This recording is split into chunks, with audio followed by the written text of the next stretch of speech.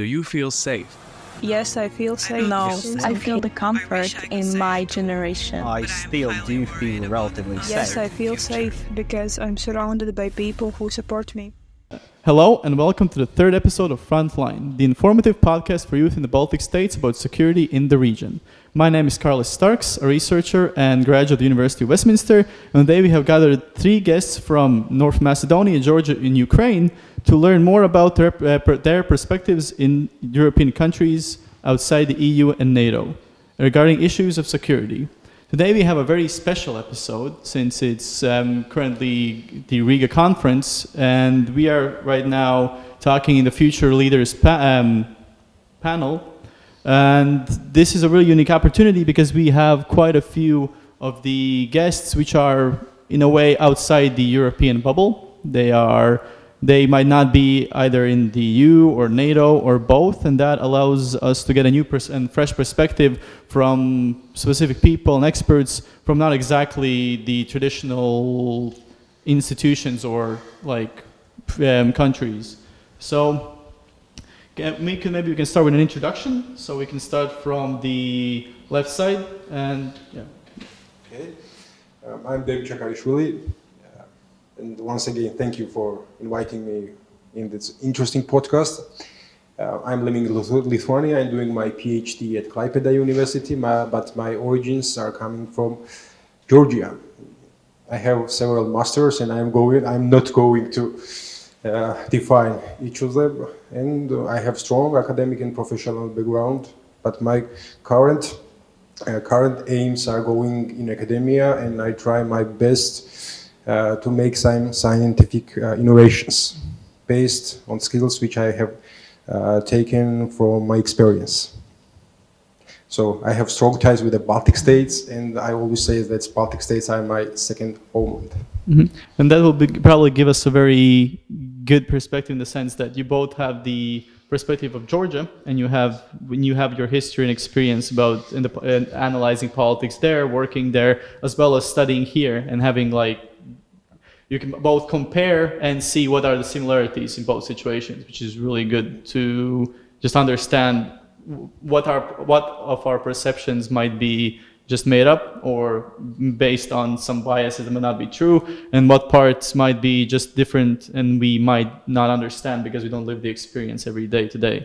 So thank you for coming, absolutely. Thank you for inviting me. Hi, my name is Tatiana Fedosyuk, and I'm originally from Ukraine, but now for the past 2.5 years I've been living in Estonia, in Tallinn. So similar newly found home in the Baltics. So incredibly grateful for that.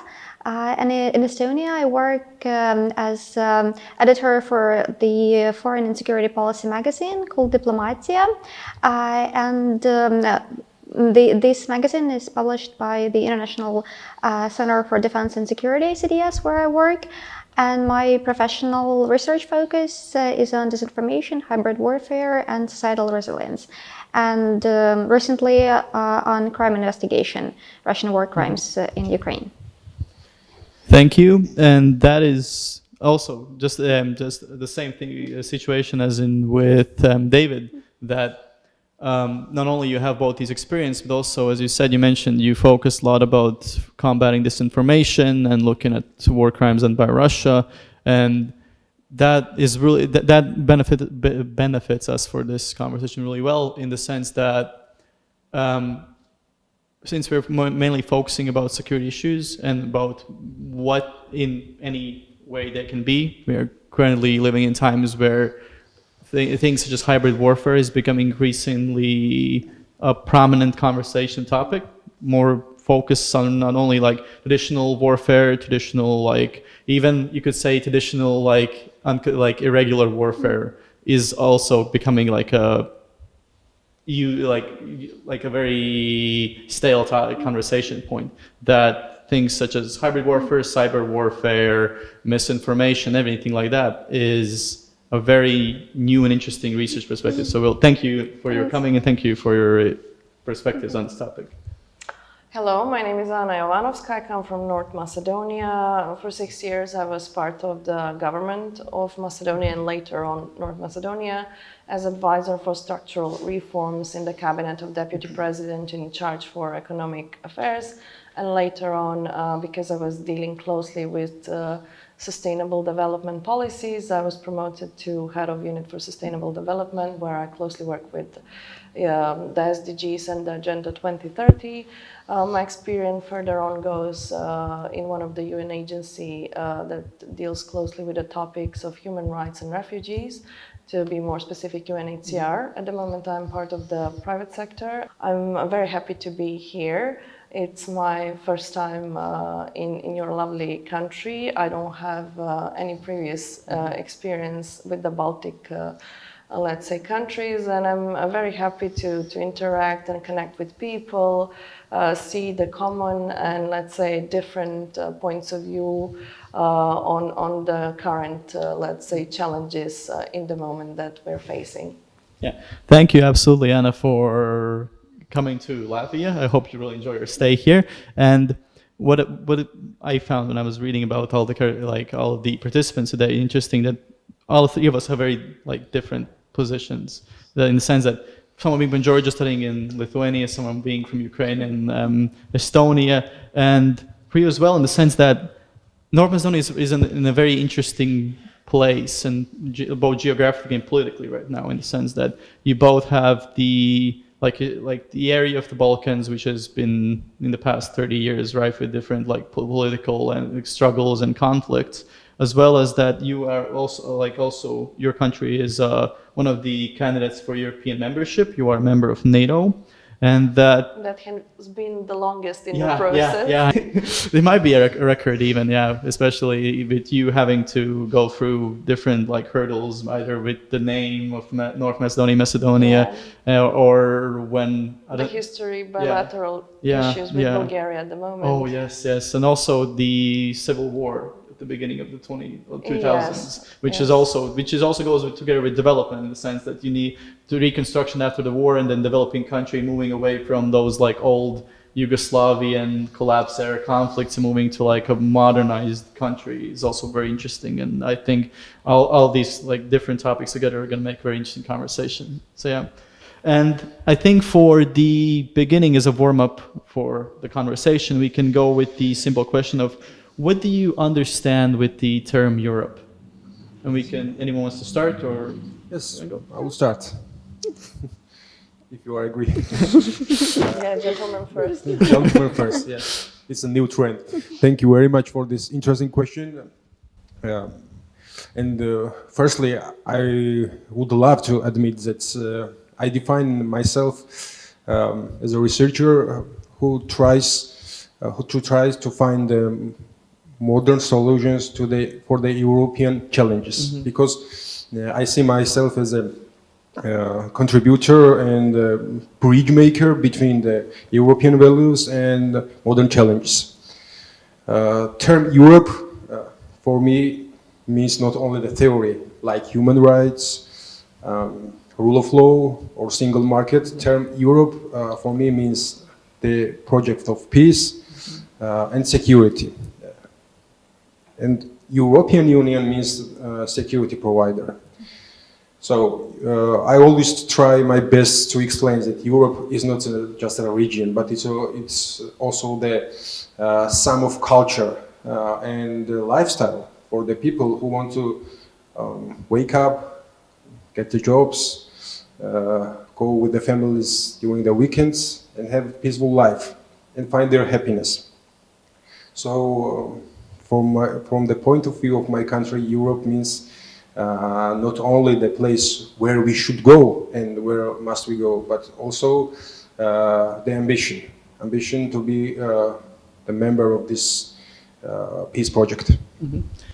And you could also, in the sense that, if I can ask a kind of question, in the sense that you would say that Europe is less of a geographical meaning, that it's not a specific border or a specific area of land, that it's more of the focus on European ideals, and that Europe is more of a collection of countries with similar focuses or aspirations, and that all of these together make more of the European identity more than specifically maybe like history or geographical region at the moment, because those things can like change all the time, but maybe some values might stay. So, hard question. No, I understand. Yeah, absolutely. Hard questions. It will take, from my point of view, several weeks to answer this question, but what I would like to underline is that the engagement and involvement of the youth sector to create more awareness situation and conditions like, for example, Erasmus Plus make stronger European values in the countries who have the ambition to be the member of this family and member of this great club. But time to time, there are a lot of scientific articles about maybe we should rethink about the European values. And my answer is simple, no. Because the fundamental principles and founding principles and standards of Europe is that we should live in the peace using, for example, transformation of institution. But transformation is useful and suitable for institutions, but not for the norms and founding principles. And I do not want to make plagiarism of Jean Monnet's very interesting quote that if we do not make Europe, we will be in war. Mm-hmm. And when we have not made the Europe, we were in war, and he meant this World War II. And time to time we see this during the Russia's full-scale war in Ukraine. Once again, underlined that we need not to rethink about the European values, but try our best to make stronger and increase broader. Mm-hmm. So you would say that, for instance, European values, in this sense, they are also like a guarantor of peace. That, for instance, that our focus on like a common European identity and common European like set of principles is one of the leading factors that how we moved away from, instance, the 20th century, the 19th century of different empires, different like countries and national like movements fighting each other just because of either dominance or control of regions or any other like war goal. That the European identity is basically almost like a unifying factor that makes it unreasonable to make conflicts with your neighbors for another reason than just like power or authority. Yes. What I see from my experience is that European countries in the brackets are always in war, but only by the gentleman. I mean that they are in war by the diplomatic ways, and that makes the peace. Yes. There are countries, a lot of countries in Europe will be, and they will have a lot of arguments. They will have some diplomatic misunderstandings, some economic misunderstanding, and during the next question I will make it more more definable. But the question is that how they can stress yourself not to go in war between them, and that's what we call Europe. That's what we call European values. Yes, they act like the countries, but also they act the part of European Union. And from my point of view as a political analyst, I would like to admit that this supra-institutional nature of Europe, European Parliament, European Commission, International Court, and also Europol, supranational institutions are very helpful to defend peace between countries of European Union. So, answer is not very simple, but I think we can make the whole dissertation about that. Yeah, and I think we can talk about this question for the whole podcast, but yeah, exactly. We can probably move on to the next speaker. So, yeah, sure. My professional focus is not Europe and enlargement, so it's like not going to be like that academic in a sense, like more in like layman's terms, I would say. But I totally agree with everything that David said.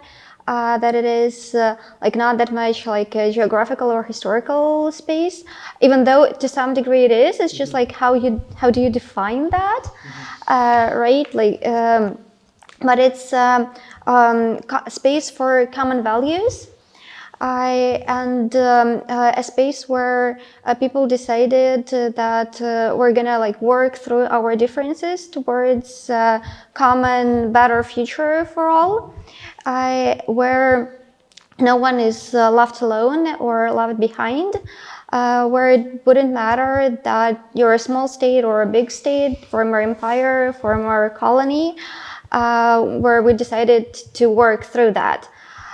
So it's like more of a promise, an idea, and like a shared committal to values. Because like I like your point of like values providing right security, but I would like to add that it's our like commitment to those that provide security, because like values without our devotion to them and our readiness to stand up for them and like sacrifice something for them, that means nothing. And yeah, and as I can see, it's a very similar, in a sense, answer to what David mentioned, that it is a broad base, as you said, like values. But one thing that which was interesting, you mentioned that it's also almost like a great equalizer between countries, that by having like things like the European Commission, the European Union and everything, that you have the unique opportunity that even smaller states, once they kind of either get into the EU or they get enough say, or they can find ways that they can voice their opinion. And if, for instance, previously, before any of these like institutions were made, that bigger countries or empires would just ignore them, because why would I want to care about maybe like a small country somewhere? What can it do to me? Then now with this change, with this like as you said, like almost like war through words, war through diplomacy, even small countries can put up a fight. They can fight back. They can be like, they can voice their disapproval of something. Or on the other hand, if some countries, like for instance, we all know that, for instance, every time Hungary might, for instance, do something or do a specific action, and almost the entirety of the European Union is against that action, the European Union might find ways to either not easily intimidate, but either kind of persuade, kind of show also like a combined European authority upon like a country like, for instance, like Hungary or something. And that might also work, as you said. It allows even smaller countries that might be suffering more than bigger countries from a specific action to voice their opinion almost in a unified space, which is a really good point to add.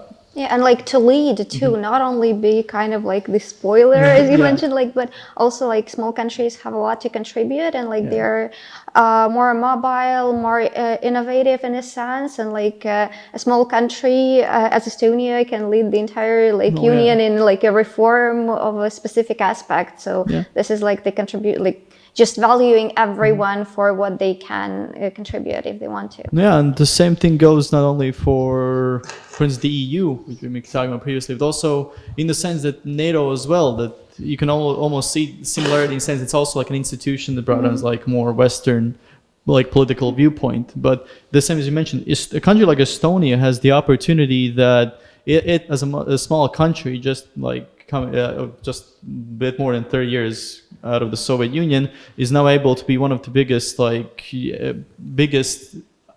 both advisors and promoters of cybersecurity. They have a huge like focus on combating like cyber threats for NATO in general, and that is a huge achievement for a small country which might not have the defense budget like the United States or France, but they have their own unique input they can give to the alliance, which is also really great at being leaders at something. Like not being like the receiver of that, but also a provider for.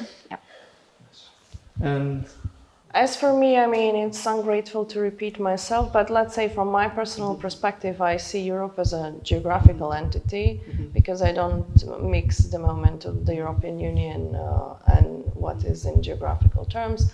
Definitely, it's the cradle of civilization, countries that contributed with their developments throughout the history. One of the most beautiful languages are spoken here, but later on, as we touched upon the concept of the European Union and the baseline for economic, let's say, and political collaboration, which is the precondition for stability for the last 70 years. And whether we are or we are not part of the Union, we should be all grateful about this, let's say, impactful project, because without stability, there is no development. So I believe maybe lately, as a youth or citizens of this continent, we're realizing the value of what has been, let's say,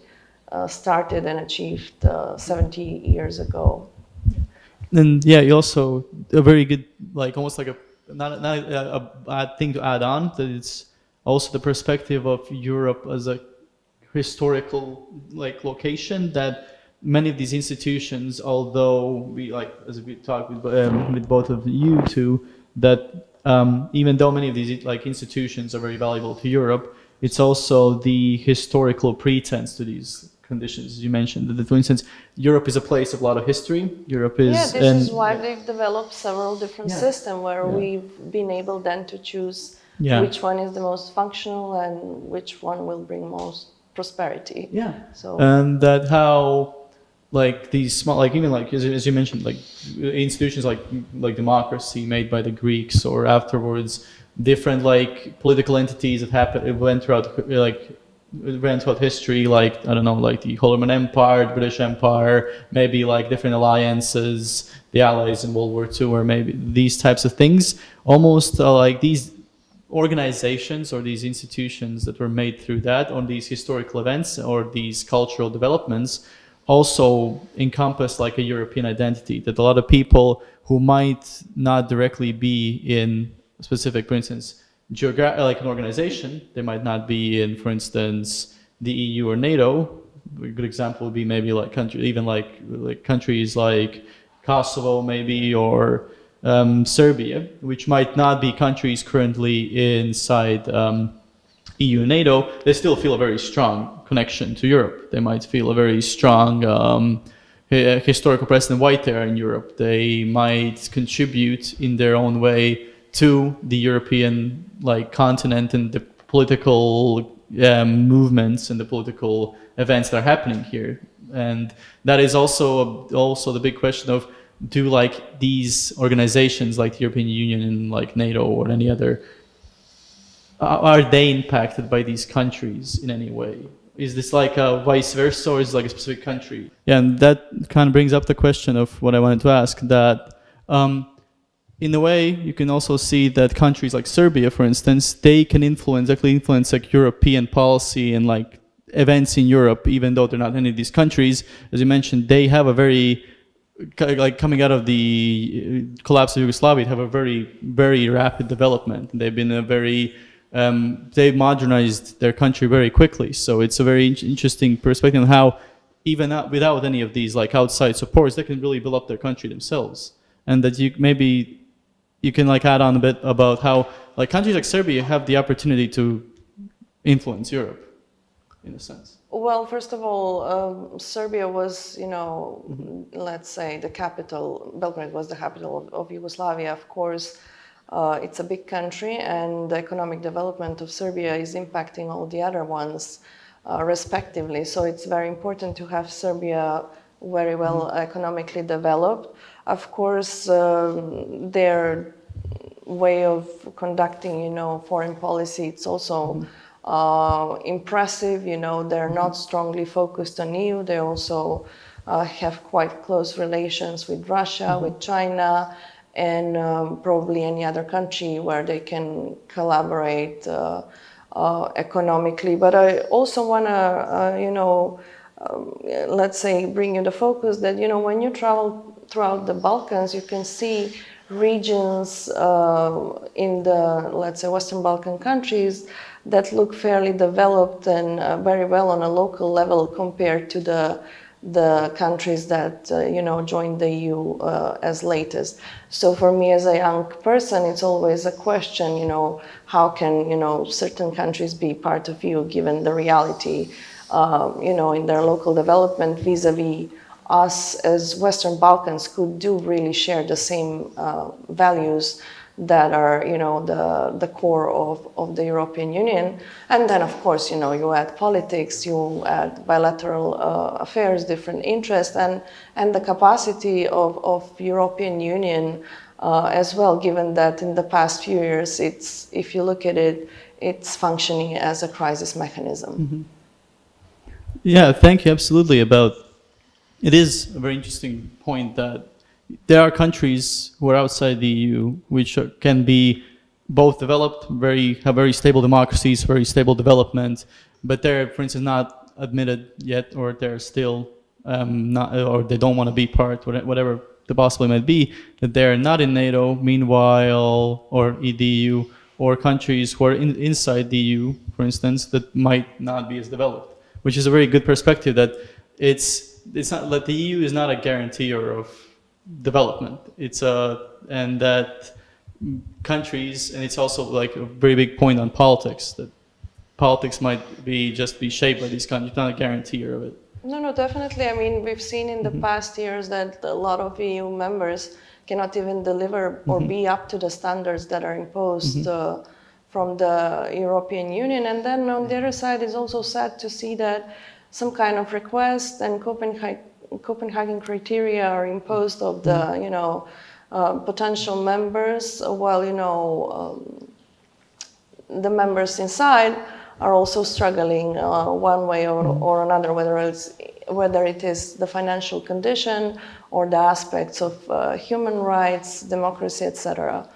So we can definitely say that maybe there are somewhere there double standards, or maybe even triple. No, yeah, absolutely. That is, I think, a very valuable thing to focus on as well, if you want to have an honest criticism of the EU as well, of course.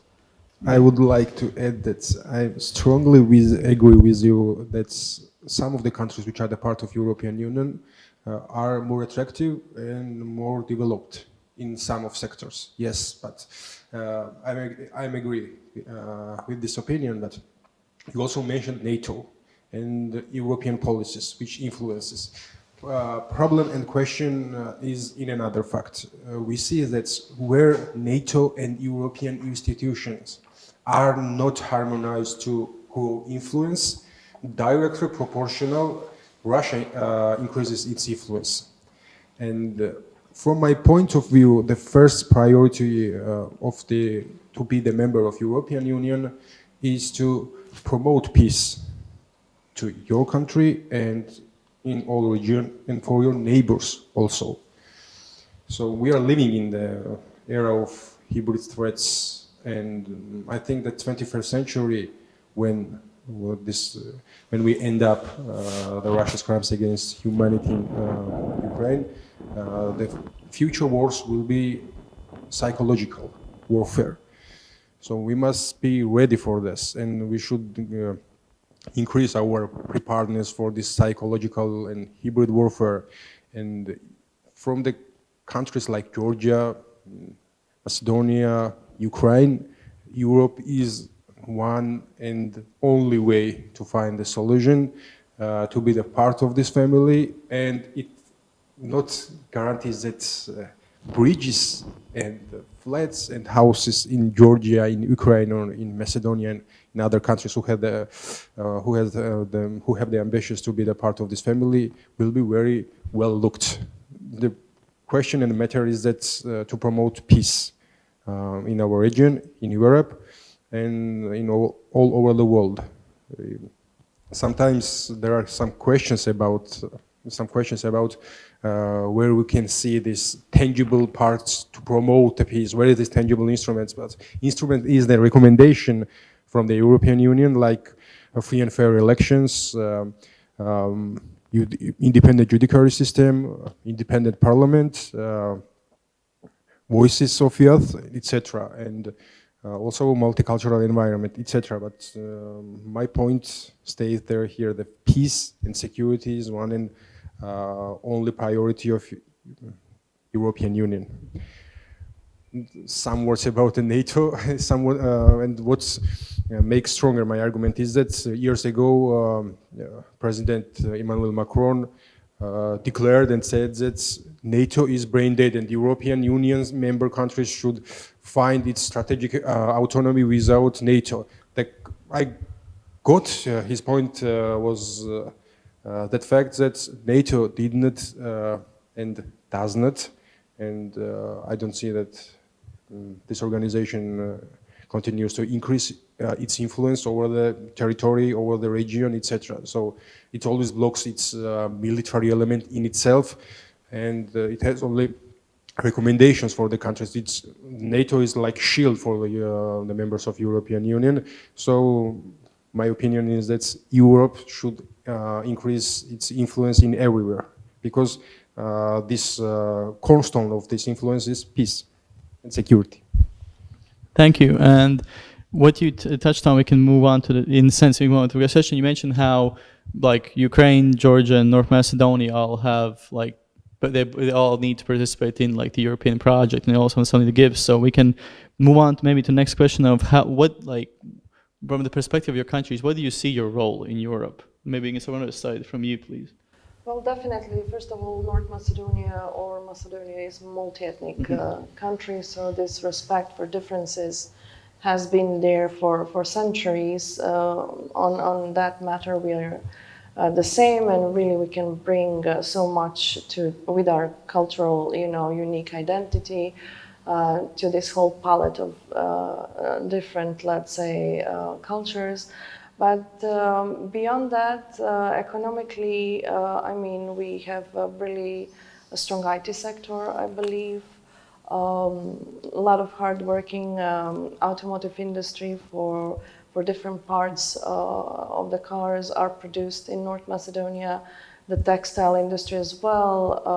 Definitely, the agriculture. A lot of sunny days are shining over our territory. We have on average around 300 sunny days. So I do believe it's also important to emphasize that the great wine my country produces. So I think that will be in a nutshell, let's say, from that practical economic perspective, that I believe it's important for any of the EU members. But let's also state here that a lot of Macedonians are migrating in the moment and in the past few years. So you have to understand that if the process is prolonged additionally, it means that the country, I believe, as any of these countries in the region, will face demographic issues, and the people eventually will be part of Europe, but it's question how, whether as citizens of EU member country or as economic migrants. That's a really good point you added, that not only like focusing on the economic benefits of these specific countries, but also focusing on how human capital is the human important capital, for each of the countries, especially given that Europe as a continent, it's aging. I think Kosovo is the country with the youngest population on average, and I don't think none of the other EU countries can say the same. So I believe the policymakers and the decision makers, whether they're in Brussels or in the respective governments, have to be really mindful about the demographic momentum that is slowly taking over our continent or the Union. And I really liked the quote you said, that these people who are migrating are going to be part of Europe either way. The question is whether you're going to, for instance, let these countries join the EU and they can become members as, for instance, North Macedonians, or they might find work, for instance, in Germany, and they're still going to be part of Europe, but they're going to be part of Europe just through Germany. That's a really good point to add. Because every semester we get to hear on the news 40 children signed off on the level of city municipality because the parents migrated and they're working in Slovenia, Germany, etc. So it's slowly, some statistics that showing that there is no need of that amount of teachers, or even it will come to a point that amount of schools. So it's a movement it's a trend that it's happening already quite some time, and it's understandable. We only have one life, and of course, any one of us wants to make it work as best as possible. Yeah, people want what's best for them. Of course. It's understandable. And then maybe you can add something to this. Yeah, for sure. Like as like on an individual level, I want to see like my role at some point as a EU elections voter, hopefully with the Ukrainian passport, not some other one, but like on a country level, because like that's I think more of like a point of this question.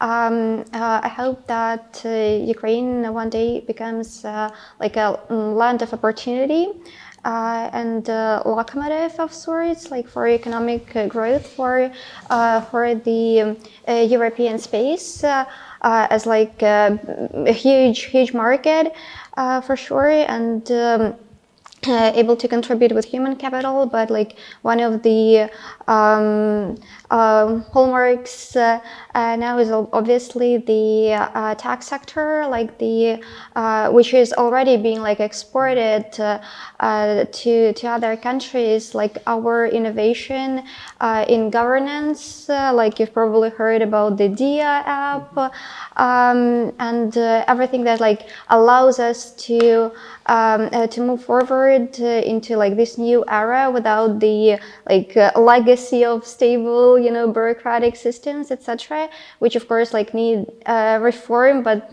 they are legacy because like they are hard to say goodbye to for many. Unfortunately, like another sector that Ukraine has been proud for generations and centuries, like farming, probably it's not going to come back in the foreseeable future, because now Ukraine is, I think, like the most mined country on the planet, and it's going to take a tremendous effort to solve this issue, but it also like gives us, an impetus to look for other ways to grow. So yeah, like just trying to look on the brighter side in the otherwise not so bright situation. But yeah, and an interesting point you touched on in the sense that looking how a country when they might, for instance, get closer ties with other European countries, that in time, some of their focuses might change. As you said, like Ukraine's huge agricultural sector might be in time exchanged or at least for a time being, with a huge difference like tech sector that might be new like apps and technologies, or even like innovations in defense, that new like defense sector, things made out of like the experiences of the war might also be brought as a new like even like conceptually to the European Union, which is I think a really good addition. Reconstruction, what it brings, because for sure it's when the opportunity arises, like a lot of European countries, first of all, are going to like benefit from the opportunities that all the recovery and reconstruction process brings, and of course this has to be like highlighted again and again to make the argument for Europe. Thank you. From my point of view, and from my country's point of view, becoming the part of the European Union is legally binded by the constitutional document. But the question is deeper integration versus national identities. Many countries, and also mine, are cautious about how much decision-making power and political power should be transferred to the supra-institutional organization like European Union. And also there is a question about coming from Euroscepticism, that's kind of sovereignty is a threat for national identity. But the problem is that kind of Euroscepticism is effectively used by the Russian Kremlin propaganda. And it increases such delusional streets in the countries which wants to be the part of European Union. But my answer is very simple. One and only value which is appreciated by the Russian Federation is power, military power. And the one and only tool to face and talk to Russia is to have strong partner like European Union and NATO. There is no other solution for the countries like Georgia to shape its future in the geopolitical waves like we face in the 21st century. Yeah, and especially when you mentioned that, even like in the previous answers, that if like inactivity from one side might immediately make other countries, other like powers, protection more like appealable, in the sense that, for instance, if countries don't decide for themselves, at the end someone might decide for them in time. So it's a very good point to add on, and I think it kind of goes together with the question of like, what is the role for like active youth, and what is the role for youth in general in like the European project and the European like union, and generally in general just like the integration of Europe? Maybe we can start with Tatiana then. Okay. I think I will have to be quite grim in this sense, because like the biggest contribution to that Ukrainian youth is now giving to Europe is like blood, sweat, and tears for protection, for holding that front. So we can sit here and talk about it, and like I'm putting myself here in like this European category, like on this side, because like I'm here, and others of my age are on the front line. But again, like to the point of like being innovative, being resilient to the life circumstances. So that's what youth is about, and that's how it can like shake the system in a good way. So. Well, for me, I do believe the youth is the most important segment of the society when it comes to the European project, the EU accession, because they are the ones that, you know, will potentially live in this project, and they're the ones that should be the most active, you know, meaning asking for a place at the table, because whatever reforms are done usually for the future and the future generations. But you know, being part of so many, let's say, young leaders event, you know, the narrative is quite positive. But unfortunately, when it comes to action or, you know, political commitment, this enthusiasm is a bit lost by the way. I'm even keen on the idea of, let's say, positive discrimination.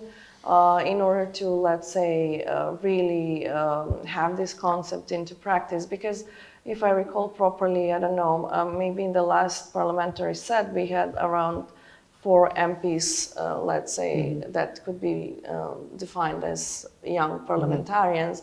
I'm not sure about the last parliament set, given that it was formed very recently, but I doubt that there are, you know, any significant changes. So I would really like to see, whether it's for Western Balkans or for Ukraine, Moldova, and Georgia, that, you know, really youth is willing to be present where policies and decisions are made, and not to be discouraged from, you know, all these political games and whatever vibrant dynamics are happening in those, let's say, places.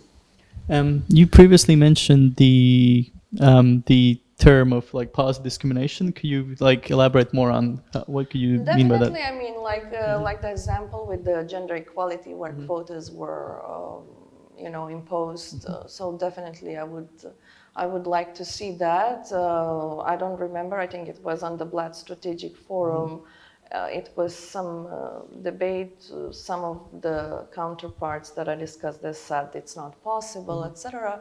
But I mean, a lot of things seemed impossible and then were achieved. So looking forward to see maybe some country to grasp upon this concept. But unfortunately, because as I said, we're dealing with constant crisis, I don't think this topic is priority enough, given that, you know, first we had the Greek financial crisis, then it was again the issue with Ukraine and the Orange Revolution, if I'm right, and then certain we had the COVID, the energy and food crisis, and now again the war in Ukraine and the the crisis in the Middle East. So somehow, as the time passes, of course, life continues, but priorities change, and also this important aspect, it's a bit neglected, if I may conclude. Yeah, and you could say that because the discrimination work in the sense that you would, for instance, have quota, for instance, about how many young people could be in parliament, or No, quota in what for way? young people to be part of the parliament as a percentage of the of the total structure. Sorry if I wasn't clear, because I think this is a very subtle manner to position something as mandatory, because after a time it will be expected. Otherwise, I think political parties are not aware of this momentum. Of course, they will have youth segments in their political parties, but somehow these people are lost throughout the voting or lost throughout the division of positions, and etc. Yeah, absolutely. Thank you. And David? So it's impossible to shape Europe's future without youth engagement in every sector, and it has its own reasons, because youth sector is more adaptive to, for example, artificial intelligence, climate changes,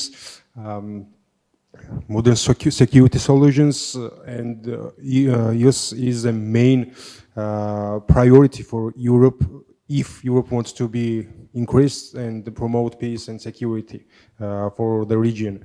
For example, platforms like Erasmus Plus is an essential part for the European adults, because it creates the first steps to live in multicultural environment and create the conditions where you can find your place and also learn how to give respect to others' opinions and other cultures.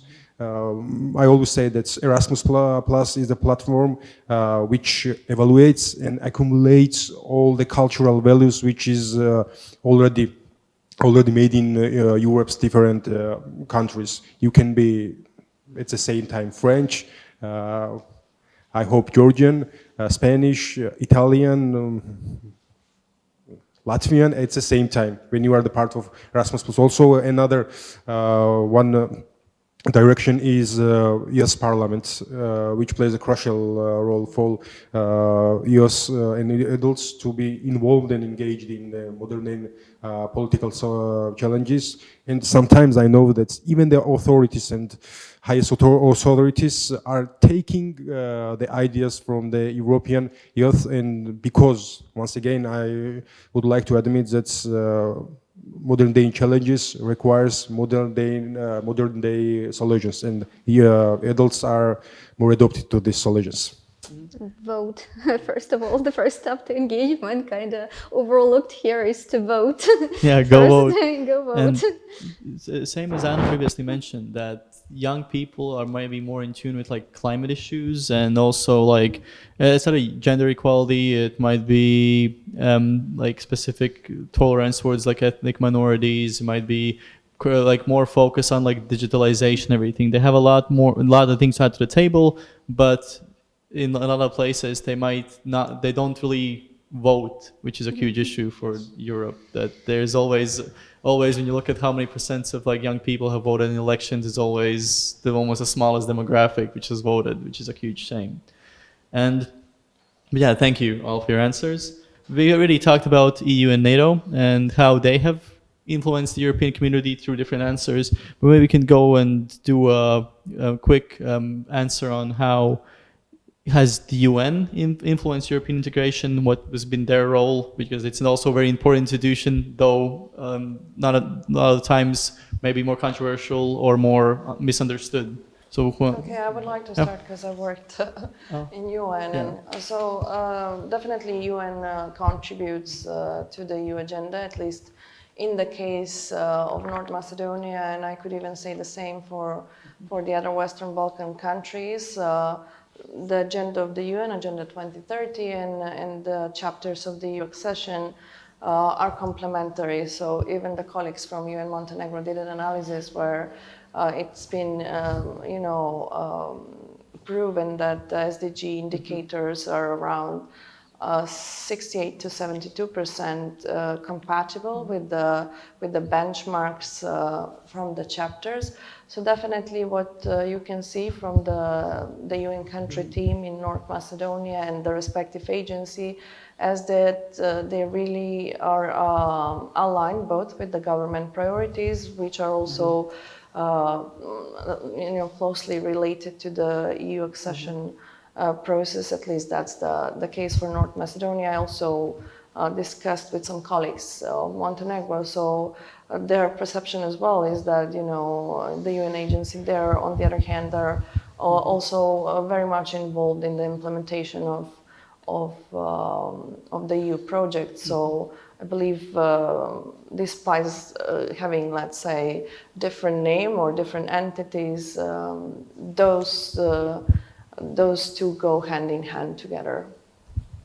Absolutely, I can imagine, especially as you mentioned, in countries that they might different work differently, but it's very interesting to see that they mentioning how the UN and EU can basically almost do the same thing for a country or have the same focus. And it's really good that using your past experience, you can give like an actual concrete example, which is thank you so much for You're that. welcome. Yeah, but it was really interesting to see this thing, how these things correlate, and whether it's called sustainable development goal for environment or I don't know, climate change or green plan. It's just let's say very similar or same processes leading towards the same goal. Oh, thank you. Absolutely. Okay, I will sum up quickly because I'm writing dissertation with this topic, UN's legacy in the European Union, but I will try my best to sum up with several sentences. Yes, oftenly United Nations is criticized because its inactive moves in European Union, in abroad also. I'm not going deeper, but what I would like to underline is that United Nations, to specify SDG agenda, is very crucial and essential for the European Union, especially the 16th goal, peace, justice, and strong institutions. Yes, sometimes we hear that this SDG 16th goal is oftenly left on the papers and not implemented in real life, but United Nations time is only one and only way to speak across the mankind and give Europeans a chance to show the world how European institutions work. So from this side, I'm not going to say more things, but time showed that United Nations is a crucial in European Union's structuring position. Thank you. For UN role, definitely less prominent than that of EU and NATO in my country, but with some relatively recent quite positive examples, and I'm referring to the Grain Deal, Black Sea Grain Initiative that was mediated with the UN role as an intermediary, because Ukraine has a legislative, not legislative, but institutional ban on for our government to be entering into any negotiations with the current regime in Russia. So this kind of this model that was worked on for this crucial initiative to be made effective is something that the UN can do, and also of course the peacekeeping force and this kind of neutral actor. Of course, right now not that much discussed, but previously it was something pre-full-scale invasion. It was one of the ideas being put on the table, and right now, also like as a platform to raise certain issues, like my personal like research focus, which is the child deportations from Ukraine, and like UN is a space where like this issue can be raised when where people can make their stories heard on the international level. Like basically it's not ideal, but it's what we've got right now, with no promise, like a real promise of a reform. So like just make use of what you've got. Absolutely, thank you. And then maybe we can combine the last three questions just in the sake of time, and focusing more on security, in the sense that whether it be Russia or China or any other threat, might be internal or external, what do you perceive as the main threat for your region or your country specifically currently, and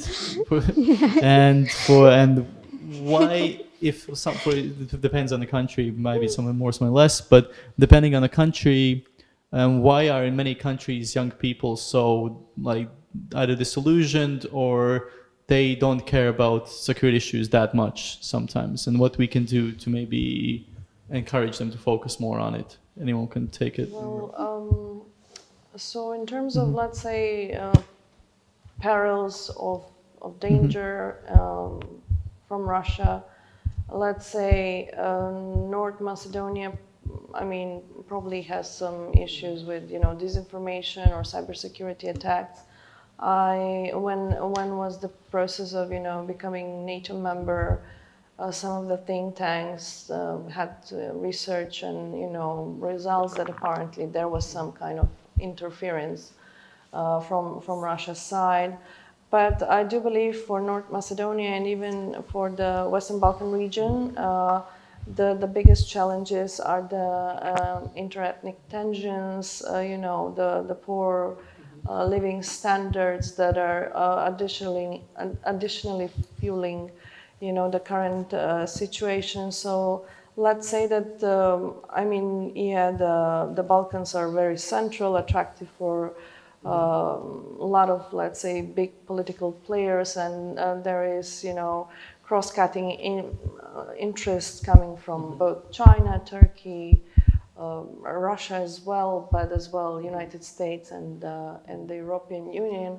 However, I do believe that this internal commitment to develop and to have strong institution, it's up to each of these, let's say, individual countries, and I do believe we should start from there in order to position us as stable partners or potential EU member states.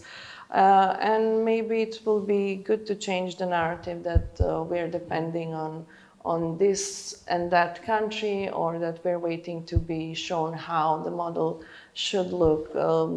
Especially the Western Balkan countries, you can say that even, let's say, 30 years ago, they were one very functional country for that time of the period. And they were quite prosperous society, being the fourth military force in Europe, having high level of achievement of human rights when you take into consideration when it was given the voting right to the woman compared to other countries in Europe.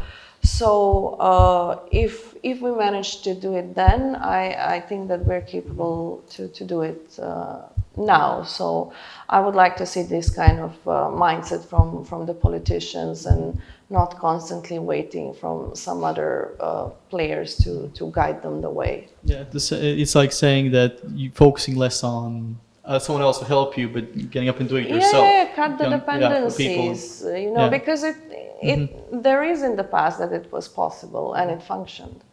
Well, yeah, absolutely. Till a certain point. Yeah, no, of course, yeah, thank you. I think our answers are not going to be contradictory. It's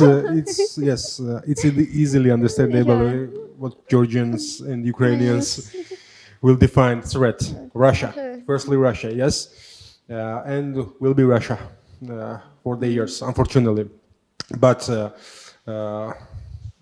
General MacArthur said in his very famous speech that there is no kind of definition of security in this earth. There is only opportunity, and I agree with him. Security is opportunity, and time to time we see that security threats, non-traditional security threats, are digitalized, becoming more adaptive to the digital world, and that's why I think that young people should be involved. Women should be involved in this security challenging world, and the problem is that we also Russia not only in war with Ukraine, but Russia is in war with all the neighborhood countries, and in war not only with military power, but also with the hybrid tools like cyber attacks.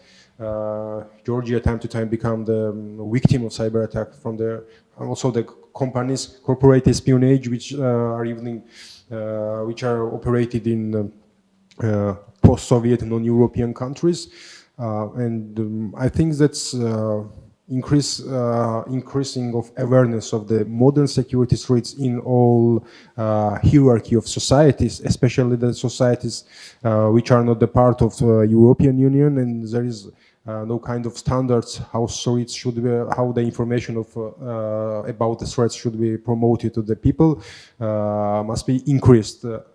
And it's my personal opinion that understanding of threats should be promoted in the schools also, especially the cyber threats. And like I wanted to follow up on where you started and kind of like stress the commonality.